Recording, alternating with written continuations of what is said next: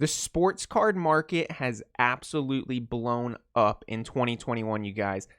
Flipping has never been more relevant. Today, I'm going to talk about my strategies in 2021, how I'm going to profit off of sports cards.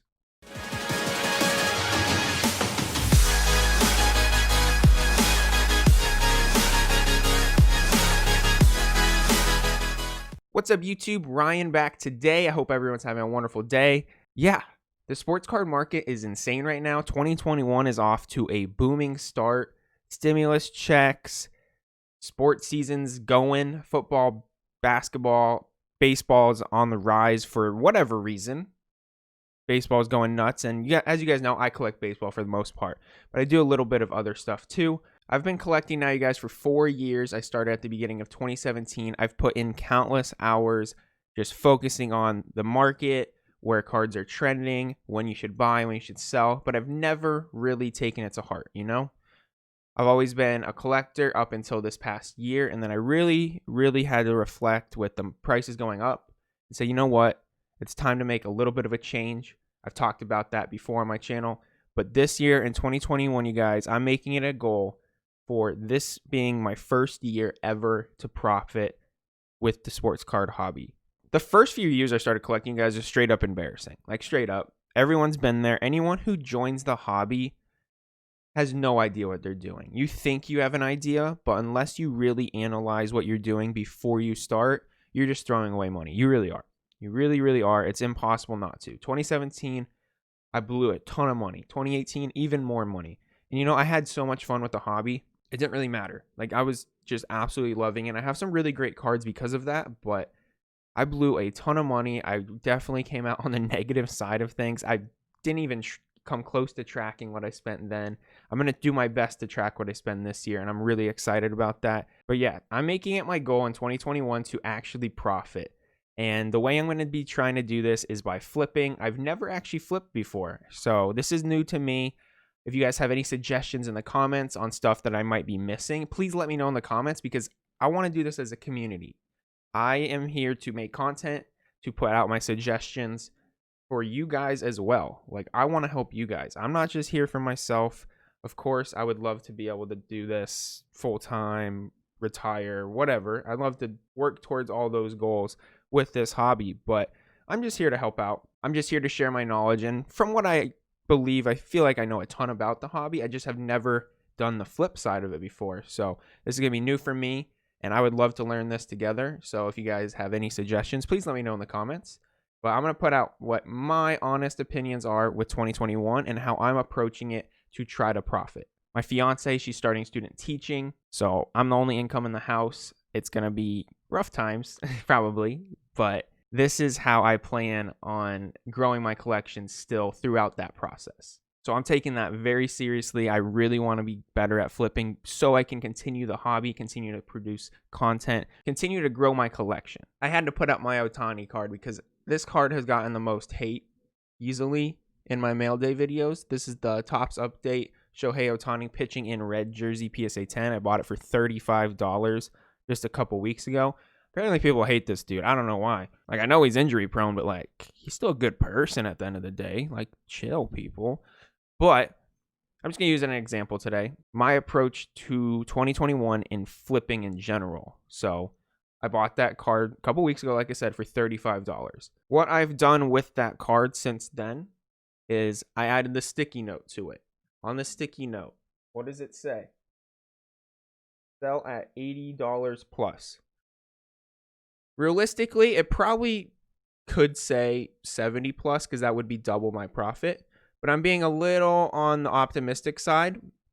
I put the plus mark there just because what this card has done in the past. The market is higher than it's ever been right now, especially for baseball. Like, it's already surpassed where it's been previous years. And Ohtani has a ton of upside. Like, this card was a $130 card last year, but so I put $80 on that. But I'm going to show you guys my Excel spreadsheet, and the majority of the cards is just double profit. The idea is to make double what I paid, and I'm going to pull out my Excel sheet right now and just explain what I'm doing. All right, guys, so this is my little spreadsheet. I might make improvements to it, but this is probably what I'm going to use this year. So just a little colorful action here for you, just explain it. So we have the card, and for this example, I have my Ohtani update PSA 10. I paid $35, and these are all the cards I bought this off season or have bought in last year at a very minimal price, in my opinion, to try to flip. Like, these are the cards I've specifically purchased, and this list isn't done. These are a lot of players that I'm not connected to, or I just think have upside, that I bought extremely cheap. Because at the end of the day, I still like collecting. Like, there's so many cards in my collection that I could flip and make a lot of money off, but I just want to have them in my collection and hold them long term, because I still think they're great long term holds. So there's a lot of stuff I have that I'm just not going to sell, but these are exactly the cards I bought to flip. So with that said, we have what I paid for the cards. This is everything I paid this year. You guys can see at the bottom right here, it comes to a total of $718 so far from what I've added. Goals on something cheaper. Like, just for example, this Gleyber Torres Optic SGC 10, I bought it for $25. I'm just trying to make double my money off that. It's a Panini baseball card. It's an SGC graded card. So 2 negatives to just the like typical sports collecting. Like, SGC sells lower than PSA, and Panini baseball sells lower than Topps baseball. So something like that, I'm just trying to make double. Eloy PSA 9. Again, I love Eloy, but I'm cool selling these cards. I'm just going to make double profit off them. I bought them for $15. I'm going to try to sell them for $30. Like, the majority of this stuff is just trying to make double my profits, you guys. The reason I did that is because I've watched some videos recently on people that do flip, and they just say sell at double. And, you know, you can't be mad if you make double your profits. And I totally agree on that. Again, I'm going to be greedy on some of my cards because I think there's more upside to them. And I've never done this before, but double the profit's the goal. So you guys can see all my goals here. We started at $718, and if we were to successfully flip where I want to, we would be at $1,610. So that is obviously my goal. Those can change. I don't expect to hit my goals on every one of these cards. I just don't. If I do, it would be an absolute miracle, I feel like. But those are my goals. I'm okay holding these cards long term because I just buy players I think are good players for the most part. And then I have my sold column, so whatever I end up selling it for, ideally it matches the goal price. If not, it doesn't matter. Like, if I come out on top, I'm cool with it either way. But ideally I want to hit my goals, and then we're going to have the profit margins. So that is my Excel spreadsheet, and just overall what I'm going to use to try to stick to what I want to make.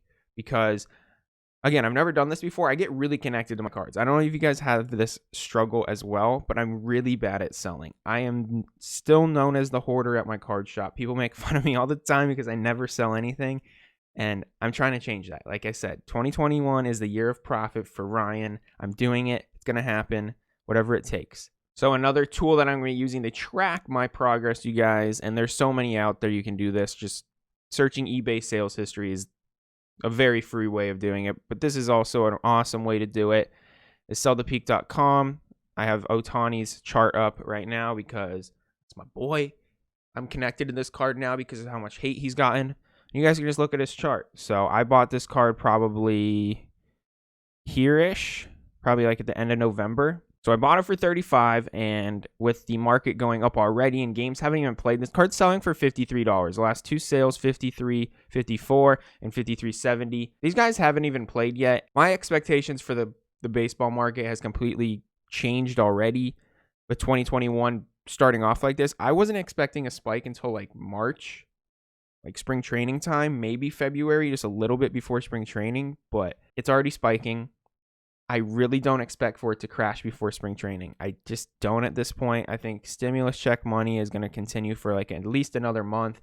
And by then it's already February. Spring training starts in a month. I think prices are either going to hold or potentially go up. And if they keep going up before spring training even starts, guys, we're expecting a humongous market for baseball, in my opinion. I just needed to use this Ohtani card as a reference as to why I was kind of right.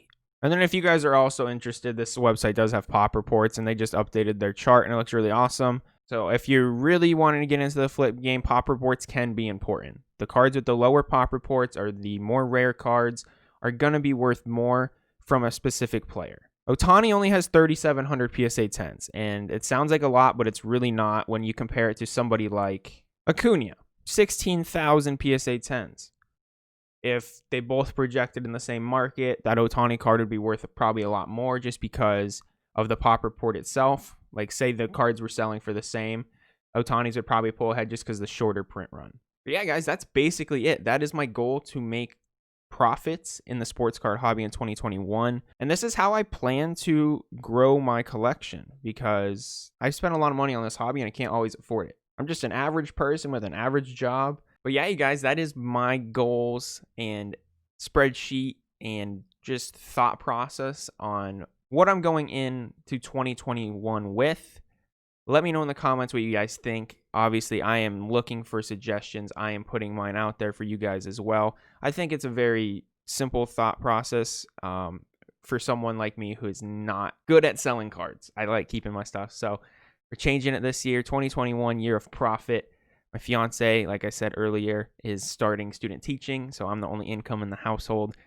This is how I'm going to have to grow my collection. This is where my money and income is going to have to come from for the hobby itself. So yeah, that's the goal. 2021 is going to be awesome. I'm super excited.